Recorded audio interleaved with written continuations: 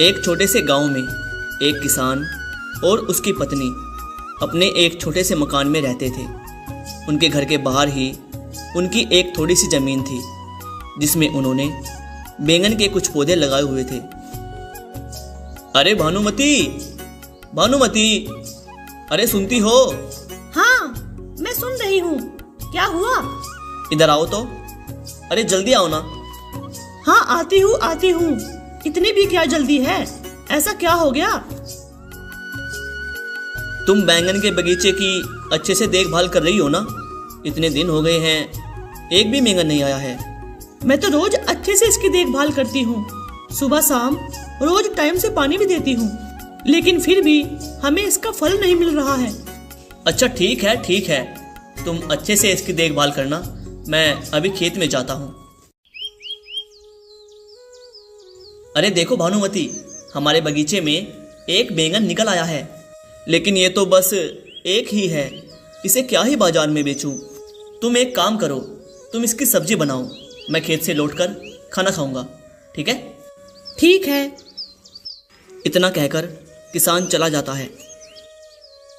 इतनी मेहनत करके मैंने इस बगीचे को पानी दिया और बदले में मुझे बस एक बैंगन मिला। ये तो बहुत गलत बात है ना भगवान। चलो, जब तक वो खेत से काम करके वापस आए, मैं इस बैंगन की सब्जी बना लेती हूँ। धीरे धीरे काटो मुझे, धीरे धीरे काटो। अरे ये कैसी आवाज है और कहाँ से आ रही है ये आवाज? धीरे धीरे काटो मुझे, धीरे धीरे काटो। अरे ये आवाज तो इस बैंगन से आ रही है। बाप रे बाप, ये कैसे हो सकता है? मैं जल्दी से यहाँ से भाग जाती हूँ। इतना कहकर किसान की पत्नी घर से दौड़ती हुई अपने पति के पास खेत पर आ जाती है और वह अपने पति से हड़बड़ाहट में कहती है, वो बैंगन, वो बैंगन से। वो बैंगन से क्या? तुम पहले थोड़ा आराम से सांस लो और फिर आराम से बताओ आखिर क्या हुआ। वो बैंगन से कुछ आवाज आ रहा है। क्या बात कर रही हो? ये भला कैसे हो सकता है? नहीं, मैं आपसे बिल्कुल सच कह रही हूँ। अगर आपको यकीन नहीं होता तो चलो मेरे साथ, आप खुद ही देख लो। ठीक है, चलो। इतना कहकर वो दोनों घर पर आ जाते हैं। फिर किसान अपनी पत्नी से कहता है, अब तुम इसको मेरे सामने काटो, मैं भी तो देखूं आखिर एक बैंगन कैसे बोलता है। धीरे धीरे काटो मुझे, धीरे धीरे काटो। अरे तुम तो बिल्कुल सच बोल रही थी, ये आवाज तो इस बैंगन से ही आ रही है। आवाज और बैंगन से? लेकिन धीरे से ही सही, लेकिन फिर भी तुम इस बैंगन को काटो। अब भानुमती धीरे धीरे उस बैंगन को काटती है। जब भानुमती धीरे धीरे उस बैंगन को काट रही होती है, तभी उस बैंगन से एक चमक उठती है और वहाँ पर एक छोटी लड़की प्रकट हो जाती है, जिसे देखकर वो दोनों चौंक जाते हैं। और तभी भानुमती कहती है, अरे ये क्या? एक छोटी सी लड़की? हमारी तो कोई संतान नहीं है। मैं इस लड़की को अपनी बेटी स्वीकार करती हूँ। बेटी तुम इस बैंगन से निकली हो, इसीलिए मैं तुम्हारा नाम बैंगनमती रखना चाहती हूँ। बैंगनमती अपनी नई माँ पाकर बहुत खुश हो जाती है और अब बैंगनमती धीरे धीरे बड़ी होने लगती है। बढ़ती उम्र के साथ साथ वो बहुत ज़्यादा सुंदर भी होती जा रही थी। एक दिन वह किसान अपने खेतों में काम कर रहा था और बैंगनमती अपने पिता के काम में हाथ बटा रही थी। और उसी समय उस राज्य का राजा अपना भेष बदलकर प्रजा का हाल जानने निकला था। जब वह उस किसान के खेत के पास से गुजर रहा था तो उसकी नज़र खूबसूरत बैंगनमती पर पड़ती है। राजा ने अपने पास से गुजर रहे एक व्यक्ति से पूछा, ये किसकी लड़की है? अरे इसी किसान की बेटी है। राजा ने अपने महल में पहुंचकर उस किसान को बुलावा भेजा। महाराज, आपने मुझे बुलाया, लेकिन मैं आपकी क्या सेवा कर सकता हूँ? जब तुम अपने खेत में काम कर रहे थे तो तुम्हारे साथ एक लड़की थी। मुझे जानना है वो लड़की कौन थी। महाराज, वो एक तरह से मेरी बेटी है और नहीं भी। इसका क्या मतलब हुआ? उसके बाद किसान ने सारी बातें राजा को साफ साफ बता दी। सारी बातें जानने के बाद राजा ने कहा। अच्छा, तो ये बात थी। तो मैं बैंगनमती से शादी करके उसे इस राज्य की रानी बनाना चाहता हूँ। महाराज, आप एक मामूली से किसान की बेटी से शादी करेंगे? हाँ, बिल्कुल करेंगे। हम उसकी सुंदरता पर मोहित हो गए हैं। किसान बहुत खुश हो गया। उसने घर जाकर अपनी पत्नी को सारी बातें बताई। सारी बातें सुनकर उसकी पत्नी भी बहुत खुश हो जाती है और कुछ ही दिनों बाद राजा के साथ बैंगनमती का विवाह हो जाता है। अपनी बेटी की शादी के बाद वह किसान और उसकी पत्नी दुखी रहने लगे। और इधर जब नई बहू ने महल में प्रवेश किया तो सभी ने उनका आदर से, सम्मान से, प्यार से स्वागत किया। राजा ने अपनी नई पत्नी का नाम बैंगन सुंदरी रखा। नई रानी को देखकर बड़ी रानी भी कहने लगी, तुम कितनी सुंदर हो छोटी बहन। कुछ दिन ऐसे ही बीत गए। महल के सभी लोग नई रानी की सुंदरता और स्वभाव की तारीफ करने लगे, जिसे देखकर बड़ी रानी छोटी रानी से जलने लगी। इस छोटे से किसान की बेटी ने ना जाने कहां से आकर सबका ध्यान अपनी ओर खींच लिया। मुझे तो अब कोई पूछता भी नहीं है। एक दिन की बात है, बड़ी रानी ने बैंगन सुंदरी से पूछा, छोटी रानी, तुम्हारी जान कहां पर है? अरे छोटी बहन, जान और कहां पर होगी? जान तो मेरे दिल में ही है। ये नहीं हो सकता। तुम तो इंसान के पेट से पैदा ही नहीं हुई, इसीलिए तुम्हारी जान शरीर के अंदर नहीं हो सकती। जरूर वो कहीं और पर रखी है। बड़ी बहन, तुम्हें यह बात मालूम करने की क्या आवश्यकता है? जरूरत तो कुछ नहीं, बस ऐसे ही मालूम करना चाहती थी ताकि बाद में तुम्हें कोई नुकसान ना हो। बड़ी बहन, तुम ये ख्याल छोड़ दो, क्योंकि मैं यह बात किसी से कहूंगी ही नहीं तो मेरा नुकसान कौन करेगा? तो क्या तुम्हारी जान तुम्हारे शरीर में नहीं है? नहीं बहन, मेरी जान इसी शरीर में है। बात छिपाने से क्या होता है? असल बात तो अब खुल गई है। अब तुम बता भी दो, तुम्हारी जान कहां पर है? बहन, ये बात बताना मना है। भला अपनी बड़ी बहन को बताने में क्या दिक्कत है? नहीं बहन, सगे घर वालों को भी यह बात बताने की इजाजत नहीं है। छोटी रानी ने कुछ नहीं बताया, लेकिन बड़ी रानी ने भी पूछना नहीं छोड़ा। खाते पीते, उठते बैठते, सोते जागते वह बैंगन सुंदरी से बस एक ही बात पूछती रहती कि आखिर उसकी जान कहां पर रखी है। इसी तरह एक साल बीत गया। दिन रात बस एक ही सवाल सुनते सुनते बेचारी छोटी रानी परेशान हो गई। आखिर तंग आकर एक दिन उसने कह दिया, अच्छा बहन, मैं आपको किसी दिन सब कुछ बता दूंगी। बैंगन सुंदरी, याद रखना, तुमने वादा किया है, रानी होकर झूठ मत बोलना। मैंने ये बिना सोचे समझे क्या कह डाला। अब तो मुझे ये बात बड़ी रानी को बतानी ही पड़ेगी कि मेरी जान किस चीज में है। अगर नहीं बताऊंगी तो झूठी बनूंगी। अब मैं क्या करूं? फिर छोटी रानी राजा के पास गई और उनसे बोली, महाराज, अगर मैं मर जाऊं तो मेरी लाश को जला मत देना। चुप रहो रानी साहिबा, ऐसी बात अपनी जुबान से निकालना भी मत। नहीं महाराज, मेरी सारी बातें सुन लीजिए। अगर मैं मर जाऊं तो इस महल से बाहर कहीं दूर, जहां लोगों का आना जाना ना हो, वहां पर एक मकान बना देना और उसी मकान में मुझे पलंग सहित रख देना। रानी साहिबा, तुम चुप करो। ये सब बातें तुम अपनी जुबान पर मत लाओ। हाँ महाराज, मैं अभी चुप हो जाती हूँ, बस मेरी आखिरी बात सुन लीजिए। उस मकान में बहुत सारा अनाज, दाल, चावल, नमक, तेल, चीनी और पानी की व्यवस्था कर दीजिएगा। कुछ दिन बीत गए। फिर बड़ी रानी ने छोटी रानी से पूछा, छोटी रानी, तुमने बताया नहीं कि तुम्हारी जान कहाँ पर है?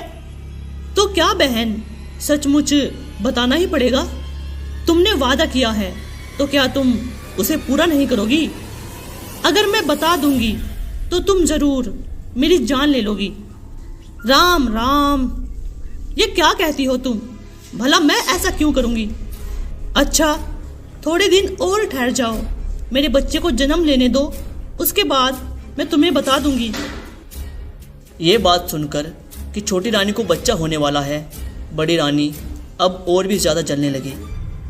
अगर तुम अभी नहीं बताओगी तो मैं पूरे राज्य में ढिंढोरा पिटवा दूंगी कि रानी होकर भी मामूली लोगों की तरह झूठ बोलती है।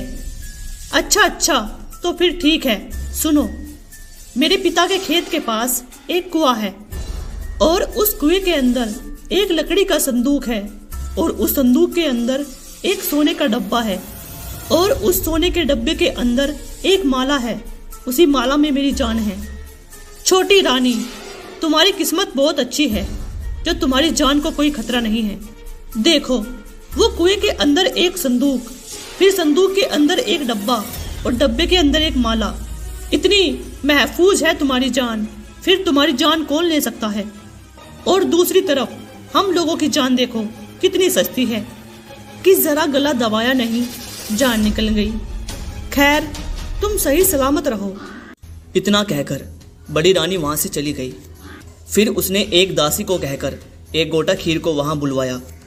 देखो, अगर तुम मेरा ये काम कर दोगे तो मैं तुम्हें 10 सोने की मोहरें दूंगी। क्या काम है महारानी जी, आप बस बताइए। फिर बड़ी महारानी ने उसे बैंगन सुतरी के पिता के खेत के बारे में बताया। वहां पर एक कुआं है और कुएं के अंदर एक संदूक और उस संदूक के अंदर एक डब्बा। तुम चुपचाप उस डब्बे को निकाल लाओ और हाँ, किसी को कानो कान खबर नहीं होनी चाहिए। गोटा खेर उसी वक्त उस डब्बे को कुएं से निकाल कर ले आया। महारानी जी, ये लीजिए आपका डब्बा। उधर कुएं से डब्बा निकालते ही बैंगन सुंदरी की तबीयत खराब रहने लगी और उधर बड़ी रानी ने डब्बे से माला निकाली और उसे उलट पलट कर देखने लगी। और जैसे ही बड़ी रानी ने वह माला पहनी, बैंगन सुंदरी तड़पने लगी और उसका शरीर ठंडा पड़ने लगा। पूरे महल में कोहराम मच गया। राजा भी रोने लगे। तभी राजा को बैंगन सुंदरी की उस दिन की बातें याद आने लगी। राजा ने उसी वक्त मंत्री को बुलाया और उनसे कहा, मंत्री जी, जितनी जल्दी हो सके राज्य के बाहर बैंगन सुंदरी के लिए एक मकान बनवाया जाए। अब मकान का क्या होगा महाराज? अब रानी के मर्त शरीर को जला देना चाहिए। नहीं, बैंगन सुंदरी की यही इच्छा थी। मंत्री जी, याद रखना, जहां लोगों का आना जाना ना हो वहीं उस मकान को बनवाना है और बैंगन सुंदरी को पलंग सहित वहां पहुंचा दिया जाए।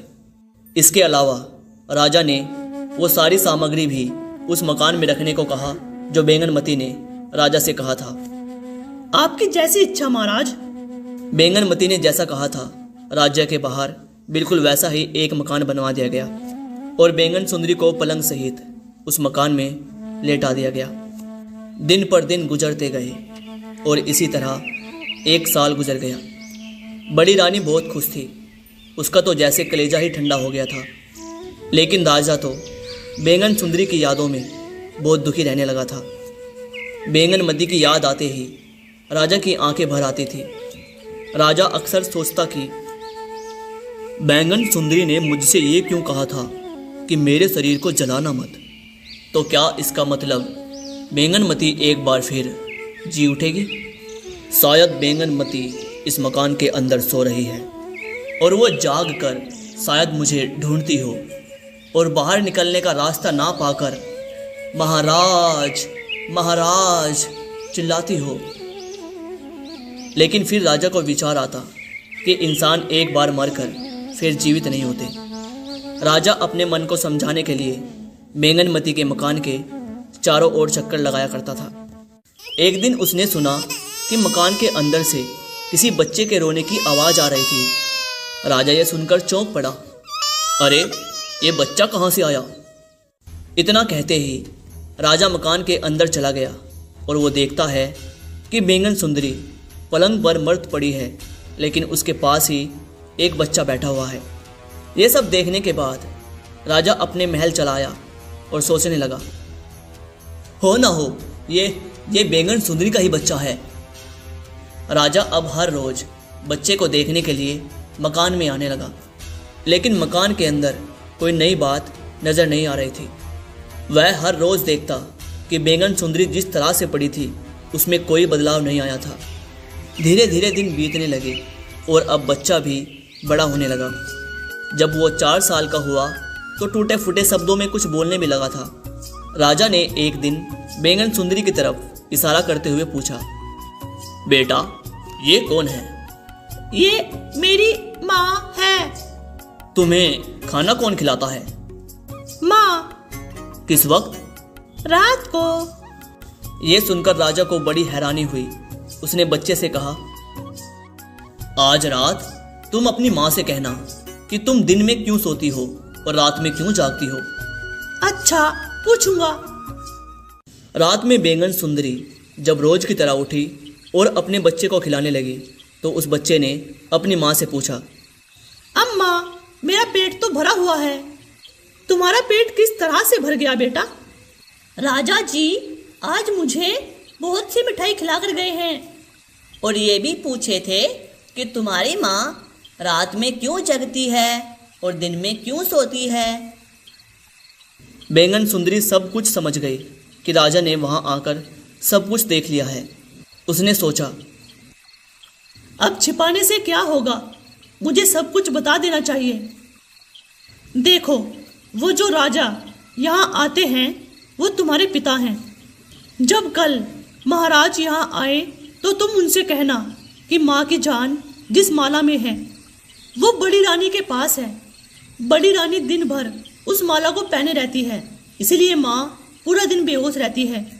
और जब रात को सोते वक्त बड़ी रानी उस माला को उतार देती है तो माँ उस वक्त जाग उठती है। फिर वो पलंग से उठकर नहाती धोती है और मुझे खाना खिलाती है। दूसरे दिन जब राजा वहां आया तो बच्चे ने सारी बातें कह सुनाई। सारा मामला राजा को समझ में आ गया। वो गुस्से से सोचने लगा, बड़ी रानी, आज तुम्हारी वजह से मेरी छोटी रानी यहाँ पड़ी हुई है। मैं तो तुम्हें सबक सिखा कर रहूँगा। महल में जाकर राजा ने बड़ी रानी से कहा, बड़ी रानी साहिबा, हमारे मित्र का एक बहुत ही प्यारा बेटा है, मैं उसे महल में लेकर आना चाहता हूँ। बच्चे तो मुझे भी बहुत पसंद है महाराज, आप उसे जरूर लेकर आइए। परंतु एक बात है, वो लड़का है बड़ा जिद्दी। जो चीज मांगता है जब तक वो मिल ना जाए रो रो कर बखेड़ा खड़ा कर देता है। तो क्या हमारे महल में किसी चीज की कमी है? वो जो चीज भी मांगेगा महाराज उसे दे दी जाएगी। अच्छा ठीक है रानी, तब तो मैं उसे लेकर आ जाता हूँ। ये कहकर राजा बैंगन सुंदरी के मकान में गया और अंदर जाकर जब वह बच्चे से बात कर रहा था तो उसने बच्चे से कहा, अच्छा बेटा एक बात सुनो, जब रानी तुम्हारे पास आए उसी वक्त उसके गले की माला पकड़ लेना और जोर जोर से रोना शुरू कर देना जब तक कि रानी वह माला तुम्हें निकाल कर ना दे दे। ठीक है, तुम समझ गए? हाँ, मैं समझ गया। इस तरह समझा बुझाकर राजा लड़के को महल के अंदर ले आया। रानी ने उसे बड़े प्यार से बुलाया और उससे बोली, अरे ये लड़का तो बहुत ही प्यारा है। बच्चे ने जैसे ही रानी के गले में माला देखी, उसे देखकर उसे लेने के लिए वह जोर जोर से रोने लगा। मुझे ये माला चाहिए, मुझे ये माला चाहिए, चाहिए तो चाहिए, मुझे ये माला चाहिए, मुझे माला चाहिए, मुझे माला चाहिए, मुझे ये माला चाहिए। रानी ने उसे बहलाने फुसलाने की बहुत ही कोशिश की। कई तरह की मिठाइयाँ और खिलौने उसके सामने पेश किए गए, लेकिन वो किसी भी तरह से मानने को तैयार न था। दूसरे के बच्चे को क्यों रुलाती हो? आखिर वो मांगता क्या है? मेरे गले की माला मांगता है। तो तुम दे क्यों नहीं देती? दे दो। नहीं नहीं महाराज, ये माला तो मैं किसी को नहीं दे सकती। अरे ये माला तुम बच्चे को दे दो, मैं तुम्हें इसी तरह की दूसरी माला लाकर दे दूंगा। ठीक है, चलो अब दे भी दो। ये माला तो मैं हरगिज नहीं दूंगी। अरे अगर नहीं दोगी तो ये लड़का रो रो कर मर जाएगा। पराए बच्चे को घर लाकर क्या यूं ही मार दोगी? बच्चे का रोना देखकर बड़ी रानी को उस पर दया आ गई। छोटी रानी तो अब मर ही चुकी है, अगर थोड़ी देर के लिए ये माला मैं इस बच्चे को दे दूंगी तो क्या ही हो जाएगा। इस समय तो मैं ये माला बच्चे को दे देती हूँ, लेकिन जब बच्चे का मन बहल जाए तो तुम इस माला को लाकर मुझे दे देना। हाँ हाँ रानी, थोड़ी देर के लिए तुम ये माला इस बच्चे को दे दो, फिर मैं तुम्हें ये माला लाकर दे दूंगा। रानी ने वह माला निकालकर राजा को दे दी और राजा उस माला को लेकर महल से निकलकर बैंगन सुंदरी के मकान में जा पहुंचा। राजा ने अंदर जाकर बैंगन सुंदरी के गले में वह माला डाल दी। माला पहनते ही बैंगन सुंदरी उठ खड़ी हुई। फिर राजा ने बैंगन सुंदरी से कहा, वो आज मैं बहुत खुश हूँ सुंदरी, लेकिन मेरी तुमसे एक विनती है। अभी 2-4 दिन के लिए तुम यहीं पर रहो, उसके बाद मैं तुम्हें खुद महल लेकर चलूँगा। उस रात जब राजा महल पहुँचा तो बड़ी रानी ने राजा से पूछा, आज इतनी रात तक कहाँ रह गए थे आप? मैं अपने सेनापति और मंत्रियों से सलाह मशवरा कर रहा था। क्या सलाह मशवरा कर रहे थे आप? एक दूसरे राज्य का राजा हमारे राज्य पर हमला करने वाला है, इसीलिए तुम्हारी सुरक्षा को देखते हुए ये सलाह दे रहे थे कि तुम्हें कहाँ पर छुपा कर रखा जाए जहाँ पर तुम सुरक्षित रह सको। हे राम, ये युद्ध के नाम से तो मुझे बहुत ही डर लगता है। तो क्या फैसला किया है आपने? मैंने सोचा है कि हमारे महल का गुप्त तहखाना, वहाँ पर मैं तुम्हें छुपा कर रखूँगा। तो जल्दी ही मेरी तहखाने में जाने की तैयारी कीजिए। दूसरे ही दिन राजा बड़ी रानी को तहखाने में छोड़कर आ गए और बाहर से ताला लगा दिया और सैनिकों को आदेश दिया कि सारी उम्र के लिए बड़ी रानी को इसी कैद खाने में कैद रखा जाए। और अगली सुबह ही राजा बैंगन सुंदरी और अपने बेटे को लेकर महल में आ गया और वो एक सुखी परिवार की तरह रहने लगे, जबकि बड़ी रानी वहीं कैद खाने में सड़ती रही।